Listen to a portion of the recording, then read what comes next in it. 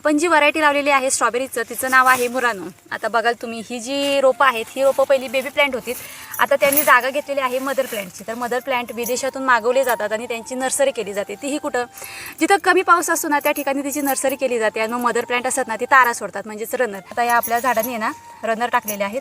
तर त्या रनरपासून आपल्याला नवीन बेबी प्लांट तयार करायचा आहे। तर काय करायचं आहे, आपल्याला कोकोपीटाची पिशवी किंवा मातीची पिशवी घ्यायची आहे, अशी खाली ठेवायची आहे आणि जी पिन असते ती पिन अशी या झाडाला हुक करायची आहे आणि मग एक 8 दिवसात हे जे रोप आहे हे मुळ्या धरतं आणि या मुळ्यांपासूनच म्हणजे ह्या तारेपासूनच नवीन बेबी प्लांट तयार होतं। ही रोपं आता मदर प्लांट झालेली आहेत आणि आता यांची वेळ आहे आपल्याला फळं घेण्याची। आता ही काय करतायत, फळं टाकतच रनरही टाकत आहेत। मी बरेचसे रनर आता खुडलेले आहेत, त्यांची जी क्वालिटी आहे ना ती क्वालिटी बघाल तुम्ही, एकदम हिरवीगार आहे।